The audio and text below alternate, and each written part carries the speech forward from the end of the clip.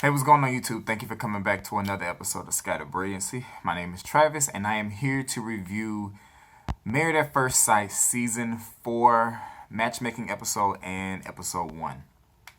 I started watching Married at First Sight last season, and I started reviewing it like 6 episodes in, and a lot of people were interested in my review, so I figured I would try to do Season 4, and we'll see how it goes, and I'll tell you why I say that later in the video.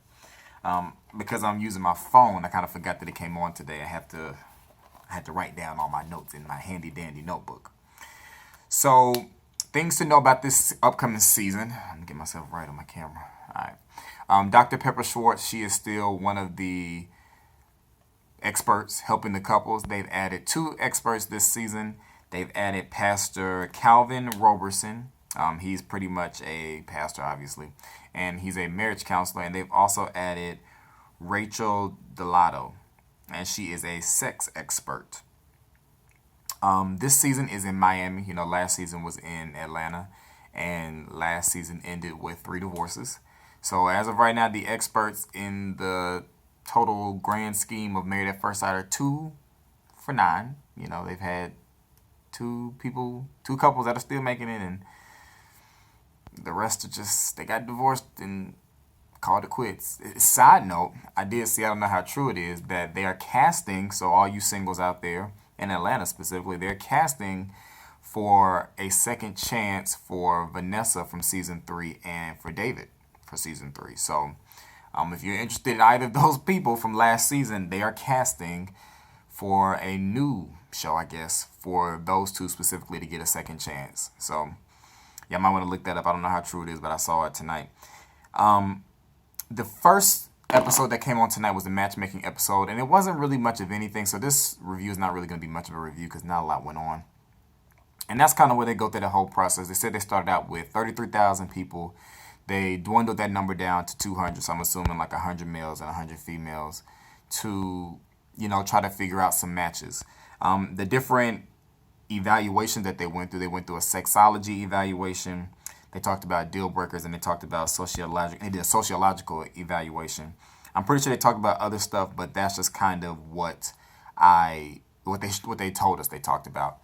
It was interesting to kind of watch the show, the matchmaking special, and try to figure out who they were going to pick. What I was doing was kind of writing down the age, the name, and the ethnicity of the person that they picked, because I was looking at it as, okay, it's Miami. Miami is definitely a melting pot of all kinds of people. And, hopefully this season will be very diverse and a little spicy, and be as entertaining as last season. Because last season was very entertaining. I think y'all would have to agree. Last season was very entertaining. But I'm going to keep an open mind, y'all. But these 3 couples that they picked right now is looking like a snooze fest. Okay. So we have Sonia. Where are my notes? Oh, we have Sonia and Nick. All right. Sonia is 33 and Nick is 32. I did not write down what they do. My bad. Heather is 32. Derek is 35. And then we have Lillian, who's 24, and Tom, who is 28. Tom is a busboy. He lives in a bus. That's about all I can remember. Now, I'm going to need my notes for the rest of this video. Like I said, I was hoping, I feel like my camera's like, oh, that's much better. Like I said, I was really hoping for a diverse cast. Sonia is Costa Rican and Lillian is Latina, Hispanic. I'm not sure the correct term, so forgive me if I offended anybody. And everybody else appears to be white. Not that there's anything wrong with white, but I really wanted a diverse cast. Personality-wise,